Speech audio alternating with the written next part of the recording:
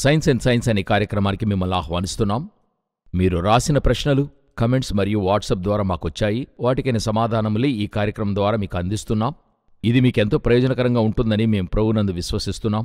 ఈరోజు కూడా brother Reuben మనతో ఉన్నారు. రండి, మనం నేరుగా ప్రశ్న జవాబులకు వెళ్దాం.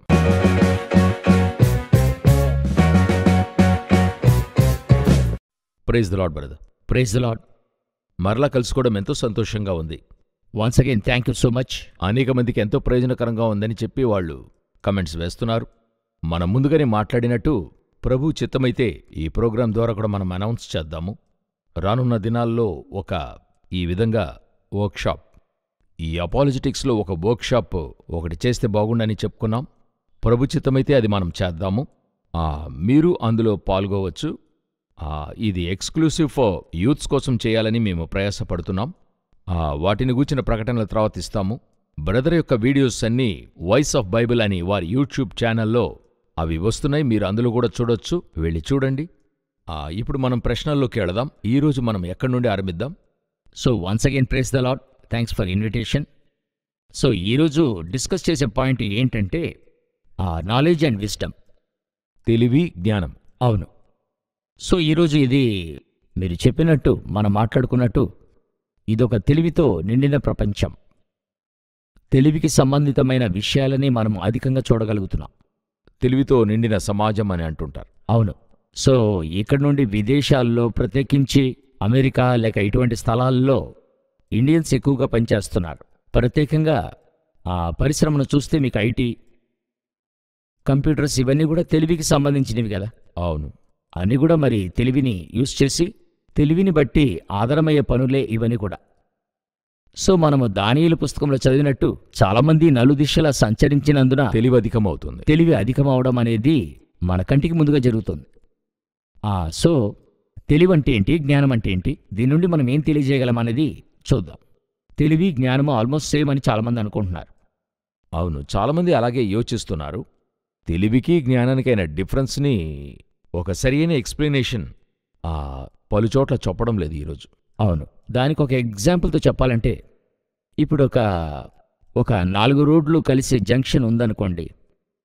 ఆ స్థలములో ఒక రోజంతటికి ఒక 300 నుండి 400 మంది వస్తున్నారు అని ఒకరు అంచనా వేస్తున్నారు.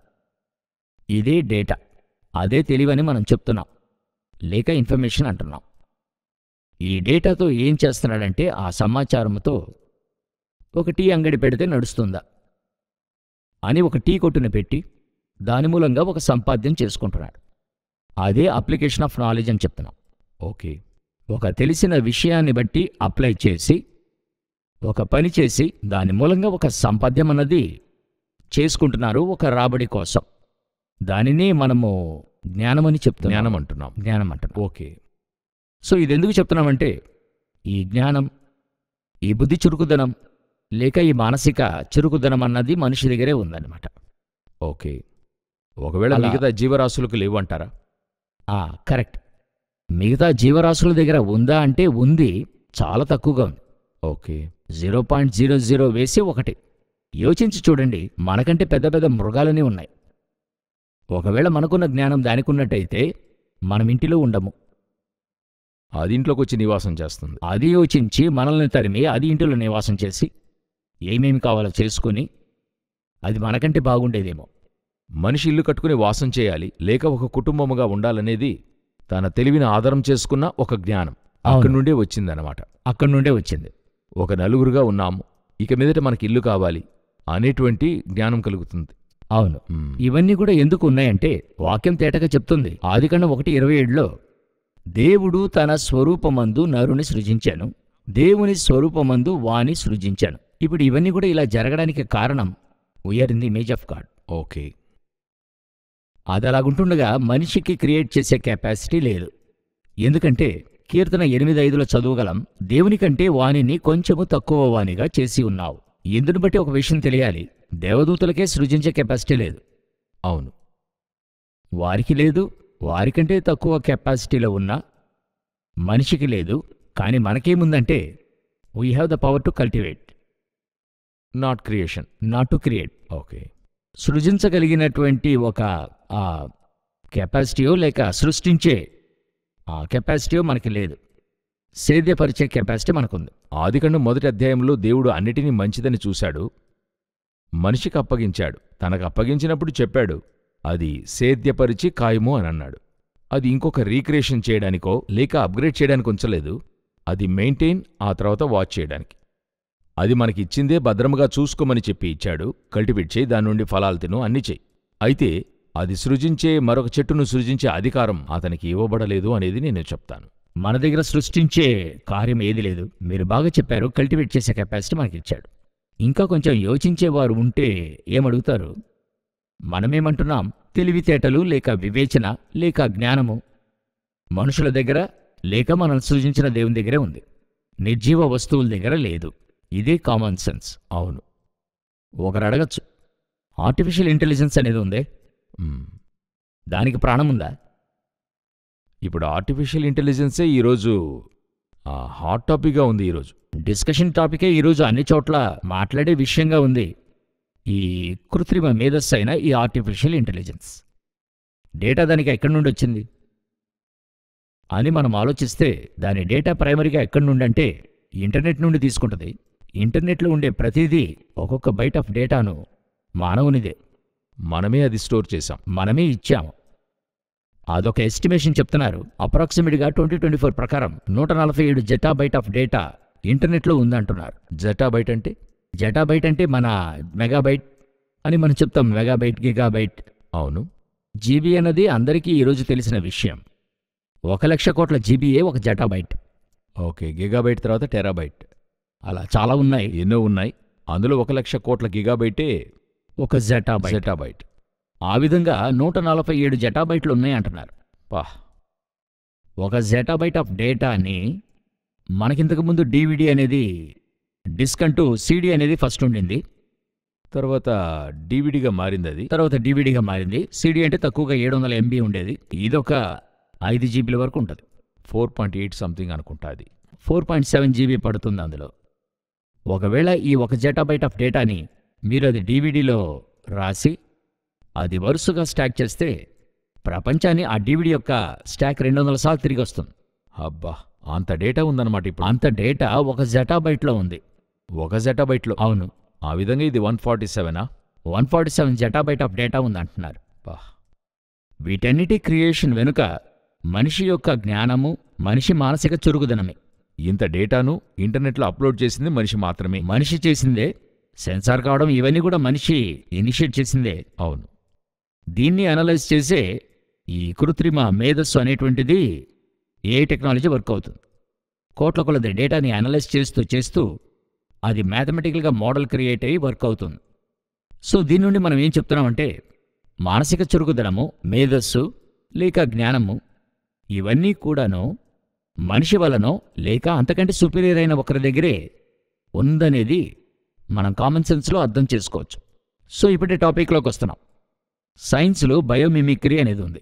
ఓకే, మనకి తెలుసు మిమిక్రీ అన్నది ఒకరిలాగా మరొకరు మాట్లాడటం అనేది అటువంటిది. అవును, వారిలాగే మాట్లాడటం లేక వారిలాగా పాడటం అనేది మిమిక్రీ అంటాం. అదేవిధంగా బయోమిమిక్రీ అనేది ఉంది. అవును, దీని గురించి మనం ఒకసారి లైట్గా టచ్ చేసాం అనుకుంటాను. అవును, ఈ బయోమిమిక్రీ గురించి డీటెయిల్గా చెప్పుకోవచ్చు అన్నమాట ఇప్పుడు. అవును. సో బయోమిమిక్రీ అంటే ఈ ప్రకృతి నుండి మనం దాన్ని చూసి ఒక విషయాన్ని మిమిక్రీ, అది చూసి కాపీ చేసి దానితో ఒక విషయాన్ని చేయడం లేక సమస్య సాల్వ్ చేయడం. ప్రకృతిలో ఉండే జీవరాశుల నుండి గ్రహించి మనం దాన్ని బట్టి చేసేటువంటిది. అవును. ఓకే. సో ఇటువంటి విషయాన్ని బయో ఇంజనీరింగ్ అని చెప్తారు. ఒక ప్రకృతిలో ఉన్న విషయాన్ని చూసి దాన్ని బట్టి ఇంజనీరింగ్ చేయడం. దాన్ని ఒక 3-4 ఉదాహరణలతో చూద్దాం. సో ఎగ్జాంపుల్ నెంబర్ 1 చూసినట్లయితే, ఫస్ట్ ఎగ్జాంపుల్గా మనం ఏరోప్లేన్ తీసుకుందాం. ఏరోప్లేన్ అన్నది మన ట్రావెల్ని మార్చివేసింది అనేటువంటిది చరిత్రలో ఒక 100 ఏళ్ల సైన్స్లో మనం చూడగలము. ప్రపంచాన్ని కుదించింది లేక ప్రపంచాన్ని దగ్గరికి తెచ్చింది అంటున్నారు, ఇలా చెప్తున్నారు. ఈరోజు చెప్తున్నారు గ్లోబల్ విలేజ్. లోకమే ఒక విలేజ్ లాగా టెక్నాలజీతో కనెక్ట్ అవుతున్నాం. ప్రపంచంలో ఎక్కడికి వెళ్ళాలనుకున్నా ఒక రోజు లేక అధిక పక్షం 1.5-2 రోజులు వెళ్ళిపోతున్నారు ఏ దేశానికైనా. సో ఈ ఎయిర్క్రాఫ్ట్ ఎవరు కనిపెట్టింది మనకు తెలుసు.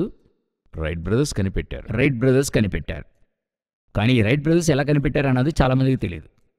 ఎందులో నుంచి కనిపెట్టారు? అవును, ఏది చూసి వారు కనిపెట్టారు. రైట్ బ్రదర్స్ డైలీ ఏం చేసేవారంటే పక్షి ఎలాగ ఎగురుతుందని చూశారు. ఆ లిఫ్ట్ అనేది ఉంది కదండి, ఆ లిఫ్ట్ కావడానికి ఏం కారణం అని వాళ్ళు కనిపెట్టింది పక్షులను చూసే. వాళ్ళు బేసిక్గా ఆ ఐడియాను తీసుకుని అదేవిధంగా ఒక ఎయిర్క్రాఫ్ట్ని చేసి అలా మిగతా వాటినన్నిటినీ చేశారు వారు. ఇప్పుడు 2024-25 సంవత్సరం విషయం చెప్తున్నాను. ఒక 100 ఏళ్ల తర్వాత కూడా ఈరోజు కూడా పెద్ద పెద్ద కంపెనీస్లో ఉండే ఫ్లైట్ ఇంజనీర్స్, ఎయిర్బస్ వంటి సంస్థల్లో ఉండేవారు ఎలా పక్షి ఎగురుతుంది, ఇంకా ఎలాగ ఎయిర్క్రాఫ్ట్ని ఎఫిషియెంట్ చేయొచ్చు అనేటువంటిది ఇంకా చదువుతూ ఉన్నారు, రీసెర్చ్ చేస్తున్నారు. ఆ పక్షులను చూసే వారు అప్గ్రేడ్ అవుతూ ఉన్నారు, మరొక స్థాయికి ఇంప్రూవ్ చేస్తూ ఉన్నారు. ఎలా నాయిస్ తగ్గించవచ్చు, అలా ఎగురుతున్నప్పుడు ఎలా ఒక పక్షి నుండి ఎలా దాన్ని బయోమిమిక్ చేసి ఫ్లైట్లో వచ్చే సౌండ్ ఎలా తగ్గించవచ్చు అనేవి చేస్తూ ఉన్నారు. ఎయిర్బస్ డిజైనింగ్లో ఒక టీమే ఉంది, just study birds. Okay, bird study చేయడానికి ఒక టీం ఇప్పుడు వర్క్ చేస్తూనే ఉన్నారు. మీరు చెప్పేటప్పుడు నాకు ఏం జ్ఞాపకం వస్తుందంటే, ఆ విమానం ఎగరడం మాత్రమే కాదు, ఈ కారు యొక్క డిజైన్, తర్వాత 2 వీలర్స్ అన్నీ ఉన్నాయి కదా, వాటి యొక్క ఫేస్, ఇవన్నీ కూడా చాలా కంపెనీస్ వచ్చి మృగాలను బట్టి వాటిని బట్టి వాళ్ళు చేస్తున్నారనే ప్రూఫ్స్ చాలా ఉన్నాయి. ఓకే, అంటే చిరుతపులి ముఖం వంటిదిగా డిజైన్ చేయడం, అలా ముందు పక్క డిజైన్ ఉంటుంది. కొన్ని పులిలాగా డిజైన్ చేయడం, బైకులకి చెప్తున్నాను. ఓకే, అది అట్లే అవి కొన్ని యాడ్స్లో కూడా మీరు చూడగలరు, ఆ విధంగా చేస్తుంటారు. నేను కొన్నేళ్ల క్రితం ఒక కారు చూశాను, దాదాపు 5 years క్రితం. చీటాను చూసి ఇన్స్పైర్ చేయబడిన కార్ అని చెప్పారు వాళ్ళు. ఆ 2 కళ్ళు కూడా చూసినట్లయితే వాటి లైట్స్, దాన్ని చీకట్లో చూస్తే ఒక జంతువును చూసినట్టుగానే ఉంటుంది. దాన్ని కొన్ని యాడ్స్లో మీరు చూస్తే చీకట్లో అలా మనం చూడగలం. ఒట్టిగా లైట్స్ ఆన్ చేస్తే మృగం చూసినట్టుగానే ఉంటుంది, కంటిలో కనుపాప ఉన్నట్టు దానిలో ఒక చిన్న లైట్ ఉంటుంది. ఆ విధంగా చేసి ఉన్నారు. ఓకే, ఆ బయోమిమిక్రీ కోసం మీరు చెప్పినట్టుగా నేను చెప్తూ ఉన్నాను. ఓకే, సో ఎగ్జాంపుల్ నెంబర్ 2 చూడాలంటే జపాన్లో బుల్లెట్ ట్రైన్స్ గురించి విని ఉంటాం. అవును, ద ఫాస్టెస్ట్ వన్. భయంకరమైన స్పీడు 300-400 కిలోమీటర్ స్పీడ్లో వెళ్తుంటుంది. ఇది హై స్పీడ్లో వెళ్లడం వల్ల ఒక టనల్ నుండి బయటికి వస్తుందనుకోండి, ఒక పెద్ద బ్లాస్ట్ అయిన సౌండ్ వినపడుతుందట. అప్పుడు దానికి ఒక ఇంజనీర్ అపాయింట్ చేస్తున్నారు. ఈయన బాగా చదివిన ఒక ఇంజనీర్. అయితే ఈయన హాబీ చూస్తే బర్డ్ వాచర్. ఇతడు బర్డ్స్ని వాచ్ చేస్తూ ఉంటాడు. ఇతను ఒక కింగ్ ఫిషర్ అనే బర్డ్ని చూస్తున్నాడు. ఇది ఎలాగా శబ్దమే లేకుండా వెళ్ళి ఒక ఎరను క్యాచ్ చేసి తెస్తుంది. ఆ ముక్కు అమెరికాను స్టడీ చేస్తున్నాడు. ఈ కింగ్ ఫిషర్ బర్డ్ యొక్క ముక్కు ఒక విధంగా ఉంటుంది. ఆ విధంగా ట్రైన్ చేస్తే ఎలాగుంటుంది, ఆ ట్రైన్ ముందు భాగం అలాగా పొడుగ్గా ఈ కింగ్ ఫిషర్ బర్డ్ లాగానే చేస్తే ఎలాగుంటుందని చెప్పి దానిని బట్టి ఆ ట్రైన్ యొక్క డిజైన్ని మారుస్తున్నారు. మార్చడం వల్ల సౌండ్ తక్కువైంది, స్పీడ్ పెరిగింది. అది యూజ్ చేసే ఎనర్జీ ఆర్ ఆ కన్సెప్షన్ ఉంది కదండి, అది బాగా ఎఫిషియెంట్గా పెరిగింది. ఓకే, దీని యొక్క ఇన్స్పిరేషన్ చూస్తే అతడు ఒక కింగ్ ఫిషర్ బర్డ్ నుండి తీసింది, పక్షి నుండి తీసింది.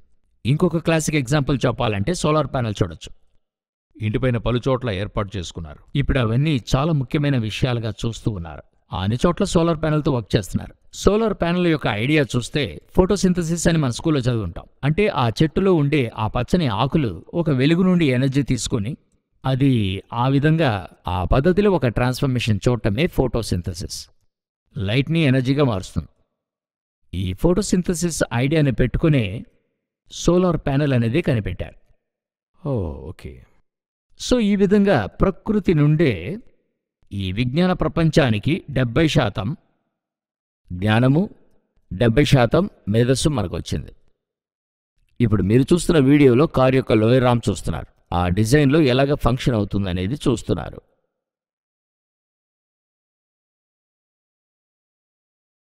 ఇప్పుడు మరొక వీడియోలో మీరు చూసేది హ్యూమన్ ఆర్మ్. ఒక హ్యూమన్ బీయింగ్ యొక్క చెయ్యి ఏ విధంగా వర్క్ చేస్తుందనేది మీరు చూస్తున్నారు. ఇప్పుడు నేను మీ దగ్గర అడుగుతున్నా, ఫస్ట్ మీరు చూశారు కదా ఆ లోయర్ ఆర్మ్, కారు యొక్క లోయర్ ఆర్మ్, దాని కాంప్లెక్సిటీ గురించి మీరు ఏమనుకుంటున్నారు? ఆ కాంప్లెక్సిటీ అంటే దాన్ని చేయడానికైనా ఆ డిజైన్, ఆ కార్యాలు అడుగుతున్నారా? అవును, అవును. అది డిజైన్ చేసి R&D ముగించి చివరికి ఫైనల్ చెక్ చేసి అలా ఇంకా ఎన్నెన్ని పనులు ఉంటాయి. క్వాలిటీ చెక్ నుండి చాలా విషయాలు ఉన్నాయి కదా. అవును. ఇప్పుడు మీరు రెండవ వీడియో చూశారు కదా, ఈ హ్యూమన్ బీయింగ్ యొక్క ఆర్మ్ ఎలాగ మూవ్ అవుతుందని. ఆ రెండు చూస్తే మీకేమనిపించింది? మీరు నన్ను అడిగిన వెంటనే నాకు అనిపించింది చెప్తున్నాను. ఇప్పుడు దానికి అంత ఇంపార్టెన్స్ ఇస్తున్నాం కదా. లోయరామ్ చేయడానికి కారులో అవును. దానికైనా ఇంజనీర్సు, దానికైనా క్వాలిటీ చెక్ చేసే వాళ్ళు ఉంటారు. ఫైనల్గా ఒక ఇది చేస్తారు, టెస్ట్ డ్రైవ్ ఇవన్నీ కూడా ఉంటాయి కదా. అయితే పుట్టినప్పటి నుండి మనకు ఒక లోయరామ్ పనిచేస్తూ ఉంది కదా. పుట్టినప్పటి నుండి చేస్తుంది. 70 నుండి 80 సంవత్సరాల వరకు పనిచేస్తుంది కదా బైబిల్ ప్రకారంగా. ఇది మనకి పెద్దగా అనిపించడమే లేదంటున్నాను. దీని గురించి మనం యోచించడమే లేదే. అయితే ఇందులో ఒక చిన్న నొప్పి వచ్చిందంటే మనం పడే బాధలో నిద్రపట్టగా ఇది చేయలేకపోతున్నాం, అది చేయలేకపోతున్నాం అని చెప్తున్నాం కదా. ఇది మించిపోతే 5 సంవత్సరాలు కంపల్సరీగా మార్చి తీరాలి, 10 సంవత్సరాల్లో మార్చాలి, అది సర్వీస్ చేయాలి. ఒక్కొక్క దానికి సర్వీస్ చేసే పనులు ఉంటాయి. ఇది ఒక సర్వీస్ చేయకుండా కనీసం 40 సంవత్సరాలకు ఒక సర్వీస్ లేకుండా పనిచేస్తుంది. ట్రూ కదా. చిన్నప్పటి నుంచి ఒక మధ్య వయస్సు వరకు కూడా దీని గురించి చింతే లేదు. ఎంతో నీళ్లు మోసేవాళ్ళం, బరువులు మోసేవాళ్ళం, ఎన్ని విషయాలు, సైకిల్ నడిపాం, బైక్ నడిపాం, మెట్లు పట్టుకుని ఎక్కి దిగేవాళ్ళము. ఇది ఒక గొప్ప విషయంగానే అనుకోలేదు కదా లైఫ్లో. ఇప్పుడు మీరు వేసి చూపించిన తర్వాత దాని ఇంపార్టెన్స్ తెలుస్తుంది. కరెక్ట్. ఇప్పుడు ఆ కాంప్లెక్సిటీను ఈ కాంప్లెక్సిటీని చూస్తే ఈ భుజంలో ఉన్న కాంప్లెక్సిటీని కంపేర్ చేస్తున్నప్పుడు ఆ యొక్క కార్లోయరామ్ అన్నది అసలు ఏమీ లేదు. దానికి దీన్ని కంపేర్ చేయలేం. అది నా యొక్క దృష్టి నుండి చెప్పాలంటే అది వేసేప్పుడు సౌండ్ వస్తుంది కదా, సౌండే వచ్చింది లేదు లైఫ్లో. ఇది సైలెన్స్, జీరో సైలెన్స్ ఇది. అవును. సో ఇప్పుడు ఇవన్నీ ఎందుకు చెప్తున్నానంటే ఇదే ఆర్గ్యుమెంట్ ఆఫ్ ఇంటెలెక్ట్ డిజైన్ అని చెప్తారు. ఓకే. ఇంకొక ఎగ్జాంపుల్ కూడా మనం చూద్దాం. ఇప్పుడు మీరు చూసేది ఒక రియల్ బర్డ్ని మిమిక్ చేస్తున్నటువంటి ఒక రోబో బర్డ్. అది ఎలా ఒక రియల్ బర్డ్ ఎగురుతుందో అదేవిధంగా మిమిక్ చేస్తూ బయోమిమిక్ థీమ్లో ఇది క్రియేట్ చేశారు. మెల్లగా ఆ రెక్కలు ఎగరవేస్తూ ముందుకు వెళ్లడం చూడగలుగుతున్నాం. ఇప్పుడు ఈ బర్డ్ చూస్తున్నప్పుడు ఆ థాట్ లేకుండా వచ్చుంటుందా? వచ్చే అవకాశాలు లేవు. మనకి తెలుస్తుంది కదా, తెలివి కావాలిగా అటువంటిది చేయడానికి. కామన్ సెన్స్తో ఇటువంటిది యోచించడానికే కుదరదు. నిజమే. ఇందులో ఏది డిస్టింగ్విష్ చేయాలనుకుంటున్నా, ఈ రోబో బర్డ్ తినదు, అది తిండిని వెతకదు, తిన్నా అది ఎనర్జీతో పెరగదు. దీనికి ఒక చిన్న దెబ్బ తగిలినా కానీ ఈ రోబో బర్డ్ పని చేయక ఆగిపోద్ది. అయితే ఒక పక్షి అలా కాదు. ఒక చిన్న దెబ్బ తగిలితే ఆ చేతిలో కాళ్ళలో రాపిడి అయిందంటే ఆటోమేటిక్గా సరి అవుతుంది, తనకు తాను సరి చేసుకుంటుంది, అదే సరి చేసుకుంటుంది. ఇందులో ఏం చెప్పదలుస్తున్నామంటే ఒక విషయాన్ని నేను కాపీ చేసి తయారు చేసి నేనొక పెద్ద సైంటిస్ట్ని, నేనెంతటి జ్ఞానినో తెలుసా, ఇది చేయడానికి మీకు కావలసిన ఆ ఇన్ఫర్మేషన్ అది ఎక్కడి నుండి తీసుకుంటున్నామంటే ప్రకృతి నుండి తీసుకుంటున్నాం. అలా చేసి అది జ్ఞానము లేని ఒక వ్యక్తి అది బై ఛాన్స్ క్రియేట్ చేయబడిందిగా చెప్తూ ఉన్నాము. నేనిది ఇంకొక వర్షన్లో చూస్తున్నాను. ఇప్పుడు ఏ ప్రోడక్ట్ అయినా చేసి అది మాదని చెప్పి అందులో ఒక బ్రాండ్ వేసుకుంటున్నారు కదా. ఒక బొమ్మ గీసినా గాని క్రింద వారిదని వారి పేరు వేసుకుంటున్నారు కదా. సరి, ఆ గీసిన ఆ బొమ్మను గానో లేదా వారు ఆవిష్కరించిన ఆ వస్తువునో లేదు ఈయన కనిపెట్టలేదా తనంతటే వచ్చిందంటే ఒప్పుకుంటాడా? ఎలా అంగీకరిస్తాం? అప్పుడు నేను కనిపెట్టింది నాది, నేనే దానికి క్రియేటర్ అని చెప్పడంలో మనం ఎంత ఇంపార్టెంట్గా ఉన్నాం. ఇంతవరకు ఒక వస్తువు కూడా తనుగా ఏర్పడలేదు. కనిపెట్టిన అంతమంది ఇక్కడ ఉన్నారు. అవును, క్రియేటర్స్ అందరు ఇక్కడ ఉన్నారు. అయితే వీళ్ళు చెప్తున్నారు వీళ్ళు దేన్ని చూసి కనిపెట్టారో దానికి క్రియేటరే లేదు. అవును, ఎగ్జాక్ట్గా చెప్పారు. ఇంకొకటి సింపుల్గా చెప్పాలంటే ఇప్పుడు నేను ఒక పరీక్ష రాస్తున్నాను. పరీక్షలో నాకు ప్రక్కన కూర్చున్న వ్యక్తి 100 మార్క్స్ తీసే స్టూడెంట్ అనుకోండి. అతని దగ్గర కాపీ చేసి ఒక 10 మార్కులు సంపాదించాను. తర్వాత నేనేమంటున్నా, ఎవరు అక్కడ లేరు, కాపీ మాత్రం నేను చేశాను, 10 మార్కులు సంపాదించా. అలా సంపాదించి ఏమంటున్నా, అదెవరూ రాయలేదు, అది తనుగా ఉండింది. ఎవరి జ్ఞానం చేత ఆ పేపర్ అంతా ఇక్కడికి రాలేదు. దానిలో నుండి కాపీ మాత్రం చేసి నేను పెద్ద జ్ఞాని అని చెప్పుకోవడం. 10 మార్కులు సంపాదించడం జ్ఞాని అనుకుంటున్నావు, కానీ 100 మార్కులు అక్కడ ఉన్నాయి. అదొకరు రాశారు, కానీ రాసినవాడే లేడు. కానీ కాపీ చేసిన నేను మాత్రం క్రియేటర్. రాసినవాడు క్రియేటర్ కాదు, తనుగా వచ్చింది అని వీళ్ళు చెప్తున్నారు. అలా చెప్తున్నారు. అన్నిటికీ చెప్తున్నారు. సూర్యుని చెప్తున్నారు, చంద్రుని చెప్తున్నారు, రాయి రప్ప అన్నిటికీ చెప్తున్నారు. అయితే వీళ్ళు కనిపెట్టిన ఒక సూదికి కూడా బ్రాండ్ కొనిపెట్టుకుంటారు. నేనే చేశాను, ఇది నాది. ఒక చికెన్ ఫ్రైని చేసి ఆ ఐటెంకి నేనే వ్యక్తిని అని వరల్డ్ వైడ్గా నా పేరు వేసుకుంటున్నా అందులో. కరెక్ట్. అవునండి, ట్రూ. అయితే ఆ చికెన్ తనుగా వచ్చింది. ఫ్రైడ్ చికెన్కి బ్రాండ్ ఉంది. అవునా? ట్రూ. మీరు చెప్పినట్టు ఈ ఆధారమైన కామన్ సెన్సే ఇందులో దెబ్బతినేట్టుగా ఉంది నన్ను అడిగితే. కామన్ సెన్స్ అందులో ఉండే ప్రాబ్లమే ఇవన్నీ కూడా. ఓకే.